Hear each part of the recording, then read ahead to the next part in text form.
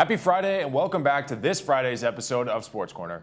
I'm Cole Young, and while the NFL playoffs are the biggest story in the sports world right now, another NFL storyline has been the topic of most sports conversations in the past few weeks. And I can sum it up with one word: fired. Currently, after what has become known as Black Monday, which is the Monday immediately following the conclusion to the NFL regular season, there are now 8 open head coaching jobs in the NFL. That's a quarter of the league that currently does not have a head coach. To be fair, a lot of them were predictable. The Atlanta Falcons fired Arthur Smith after a blowout loss to the Saints. He finished his career in Atlanta with a 21-30 record. The Washington Commanders then announced they were parting ways with head coach Ron Rivera. The team finished this season at 4-13 and last in the NFC East and went 26-40-1 in his 4 seasons at the helm. Rivera did not have a single winning season in Washington. There were some mid-season firings that I had discussed previously, like the Chargers letting go of Brandon Staley and the Raiders severing ties with Josh McDaniels. Those 2 spots currently remain open, although the Chargers are now the first team to interview Michigan's Jim Harbaugh, and the Raiders' interim head coach Antonio Pierce has made a solid case as to why he should become the permanent head coach. Many people have also forgotten that the Panthers fired Frank Reich back in November. Reich's tenure at Carolina ended with an NFL worst 1-10 record, including an 0-6 record on the road. But there were 3 very shocking firings across the league. First was the Tennessee Titans firing head coach Mike Vrabel. Vrabel led Tennessee to 4 consecutive winning seasons after arriving in 2018, but the Titans have experienced back-to-back losing seasons. This still made some scratch their heads, myself included. Although the team did experience some hardships the past 2 years, Vrabel still seemed to be incredibly well-liked and respected across the board on his team as well as across the league. While their record might not have reflected it, it seemed like the Titans were in the fight every single year. Now it looks like Tennessee will not only move on from their head coach, but Derrick Henry also seems to have said his goodbyes to Tennessee as well.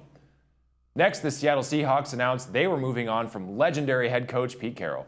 After a 14-season tenure, Carroll goes down as the most successful coach in franchise history. Since winning the Super Bowl at the end of the 2013 season and nearly repeating as champions the next season, the Seahawks have made the playoffs 6 times, but have failed to advance past the divisional round of the playoffs. They were just 1 win shy of making the playoffs again this season.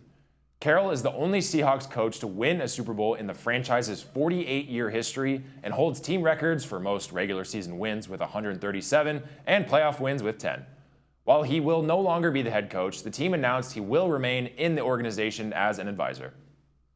And lastly, and probably the most shocking, the Patriots have announced they have mutually parted ways with Bill Belichick after a remarkable 24 seasons. Belichick leaves New England with 333 career wins, including the playoffs, which ranks second all-time behind Don Shula, and 6 Super Bowl wins.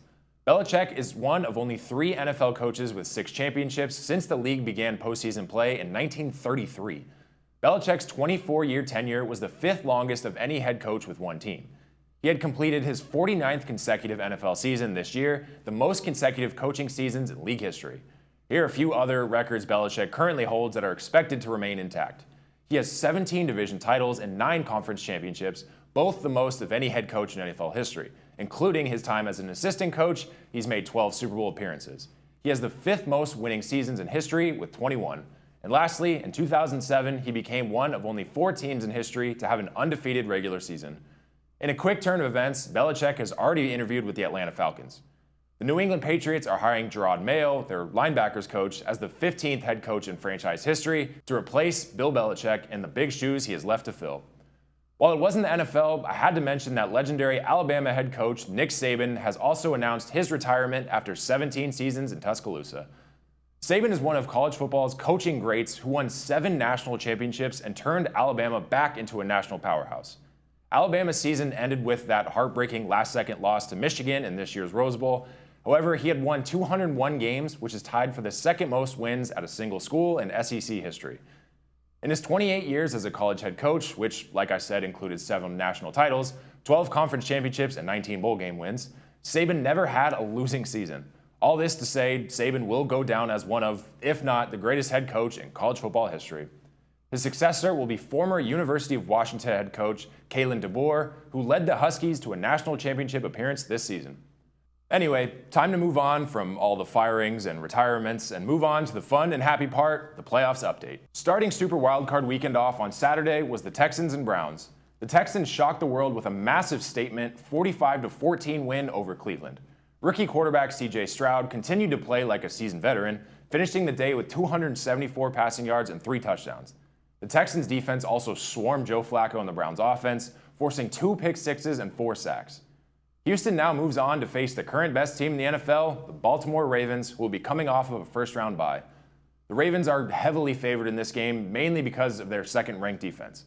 But take a guess which team had the number 1 ranked defense. Yep, Cleveland Browns, who Stroud and the Texans handled with ease. This game kicks off this Saturday at 1:30 p.m. on ESPN and ABC. This AFC matchup was followed by another, with the Chiefs and Dolphins squaring off in the 4th coldest game in NFL history. The wind chill brought the temp down to negative 27 degrees at times. Patrick Mahomes' helmet shattered from the cold, Andy Reid's mustache froze, and fans' drinks completely froze and imploded throughout the stadium. But the Chiefs were able to handle the Dolphins and pull out a 26-7 win. Mahomes, shattered helmet and all, threw for 262 yards and a touchdown, while the Kansas City defense held the injured Dolphins to just 264 yards in total. The Chiefs advanced to the divisional round, while the Dolphins continue their playoff drought, having not won a postseason game since the year 2000. Things will be slightly different this time around for Mahomes, who will be playing in the first road playoff game of his career. And, to make it even sweeter, they'll be traveling to take on their newest rivals, the Buffalo Bills. The Bills coasted their way through the wildcard round, earning a 31-17 win over the Pittsburgh Steelers. Quarterback Josh Allen finished the day with 203 passing yards, 3 passing touchdowns, and a record-setting 52-yard touchdown run. The Bills took a 21-0 lead in the second quarter, and despite a solid comeback effort by Pittsburgh, hung on for the win. Now, like I said, they will host the Chiefs at home in Buffalo. The Chiefs have eliminated the Bills in 2 of the last 3 seasons, including the infamous Chiefs' overtime victory in 2021. This will be another historic matchup between 2 of the best quarterbacks in the NFL today, and this game kicks off on Sunday at 3:30 p.m. on CBS. Moving on to the NFC, 2 of the 3 games came as fairly big surprises. First, the Green Bay Packers pulled off the upset victory of the year, dismantling the Dallas Cowboys and securing a 48-32 victory. Jordan Love proved that the Packers have another legend in the making at quarterback, finishing the day with 272 yards and 3 touchdowns. For the Cowboys, Dak Prescott ended the day throwing the ball 60 times for 403 yards and 3 touchdowns, but 2 interceptions that came at costly times. Running back Aaron Jones ran for 3 Green Bay touchdowns as well, and the Packers are moving on to the divisional round.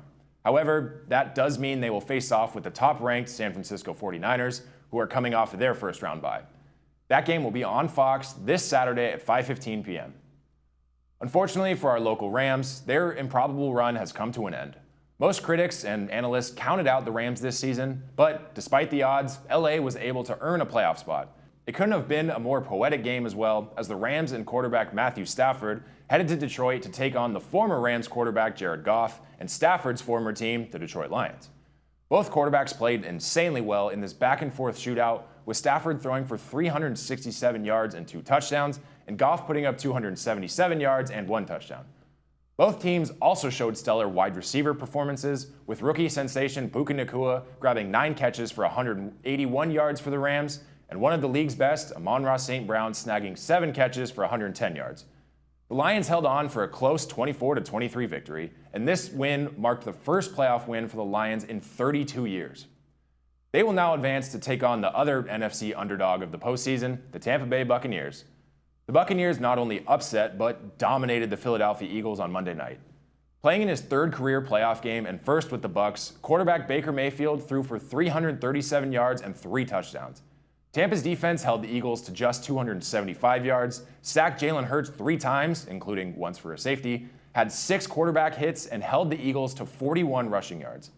I said it last week, but on November 26th, the Eagles had a 10-1 record and were by far the best team in the league, with Jalen Hurts being the clear frontrunner for MVP. The Eagles then lost 5 of their last 6 regular season games, headed to Tampa Bay as the 5 seed, and got blown out 32-9 in the wildcard round. For the Bucs, their Cinderella story continues in the divisional round on the road against the Lions. This game will be this Sunday at noon on NBC. After all the shocks and upsets last weekend, I truly don't know what will happen this weekend, but I will say it'd be pretty cool to see a Texans and Lions Super Bowl. Enjoy your cold, rainy weekend full of playoff football, and come right back next Friday for more news and updates. I'm Cole Young, thanks for tuning in, and I'll see you next time.